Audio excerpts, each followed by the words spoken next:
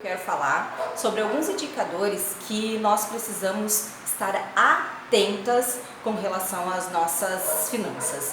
São 3 indicadores que eu quero trazer hoje para você.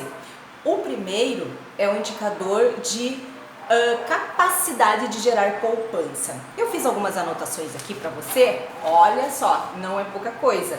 Então, o que quer dizer o índice de avaliar a tua capacidade de gerar poupança?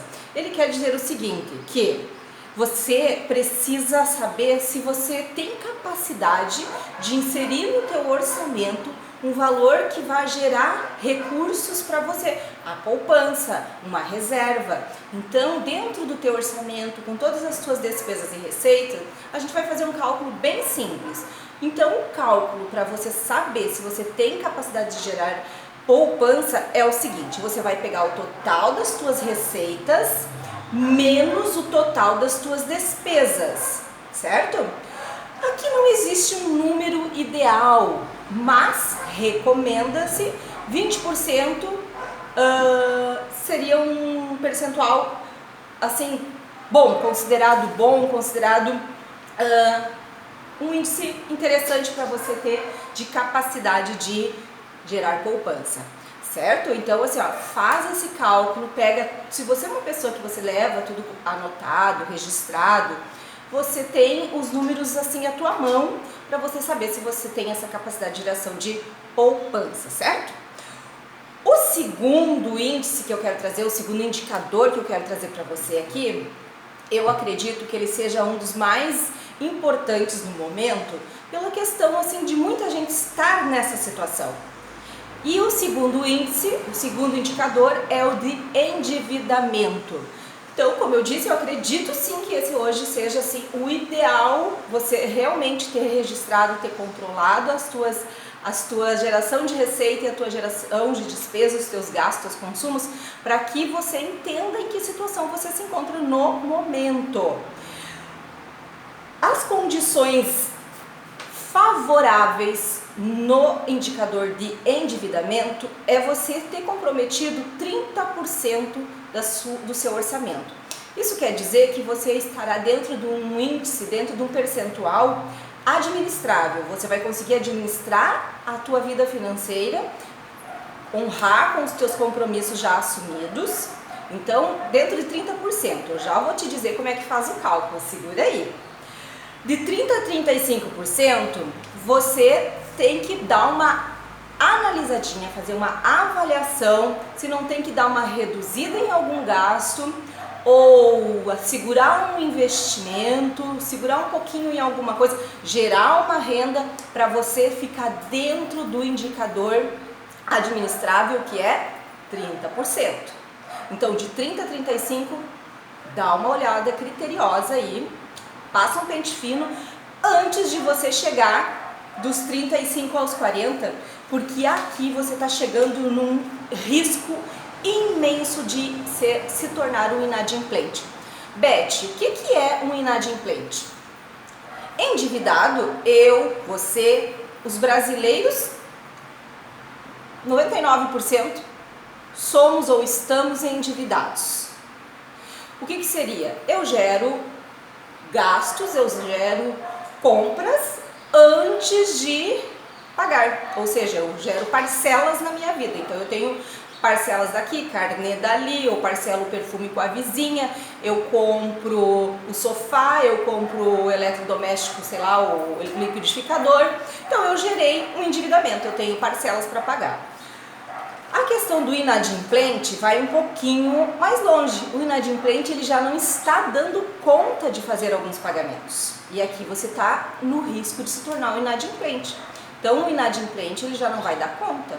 Então o risco aqui é eminente de você não dar conta de fazer, de honrar com os compromissos que você assumiu de parcelas. Porque você vai comprando, você vai gastando, você não compra algo parcelado e paga aquilo e depois gera uma outra parcela. Quando você vê, você tem parcela de várias coisas, aí mais o cartão de crédito.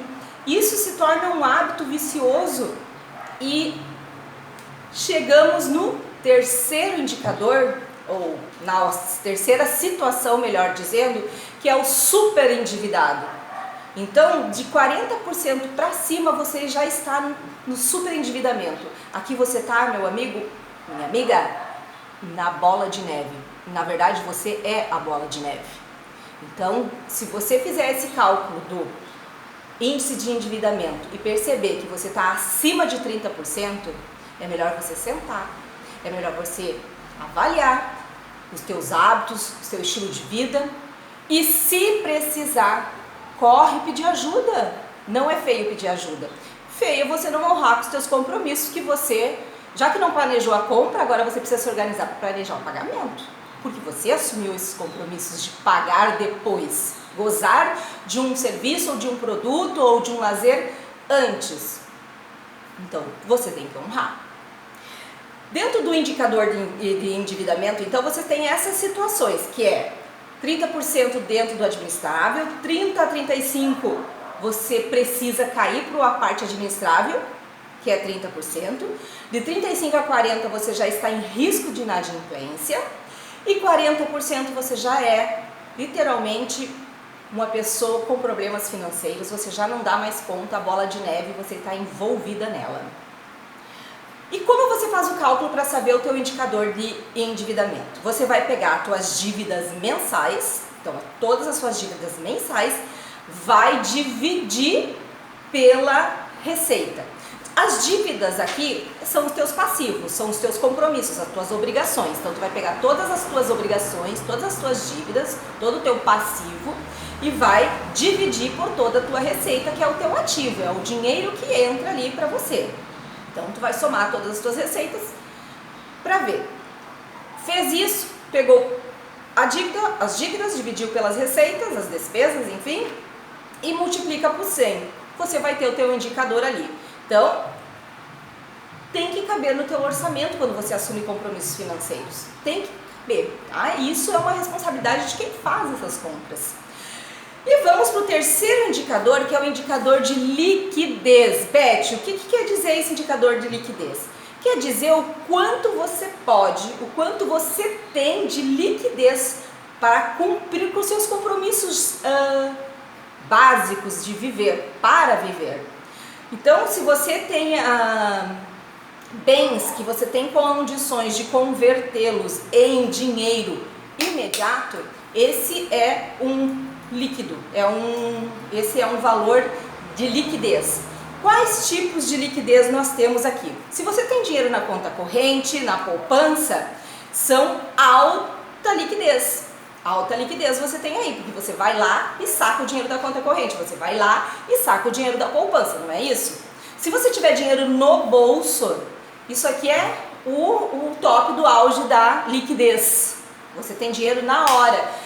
O que o índice o indicador de liquidez nos mostra? Nos mostra a nossa capacidade, inclusive, de negociação. Você tem dinheiro no bolso, tem dinheiro na conta corrente, você tem dinheiro na poupança, o que acontece?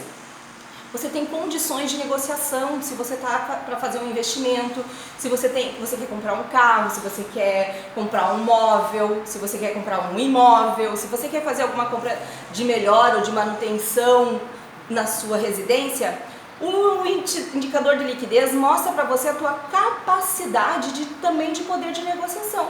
Porque se você tem dinheiro na mão, se você tem dinheiro para liquidez rápida ali, algo que faça a liquidez rápida, você vai ter condições de negociar descontos, preço. Então você aí tem um poder de barganha.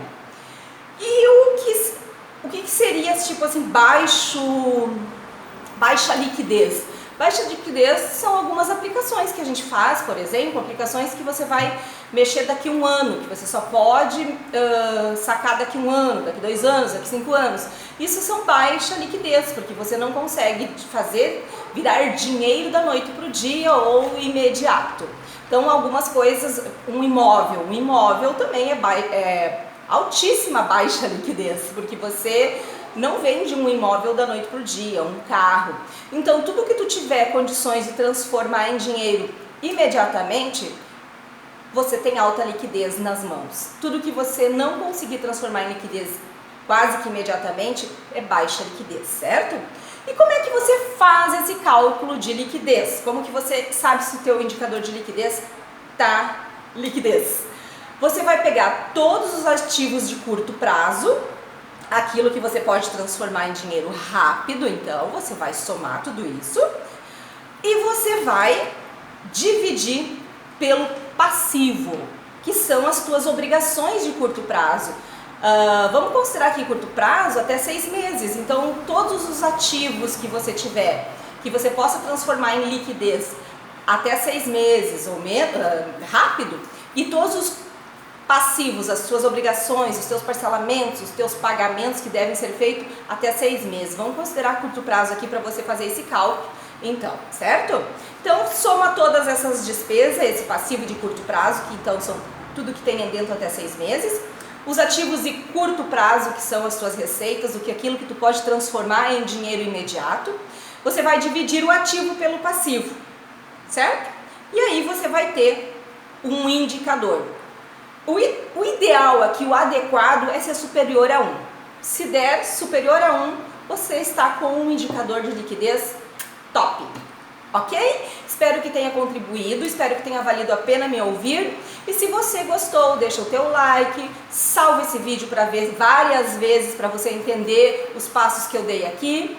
Compartilha com alguém, porque é muito importante que alguém mais saiba sobre isso. Compartilha com amigos, com familiares.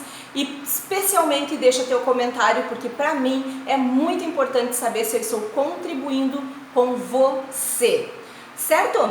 Um beijo no teu coração e até o próximo vídeo!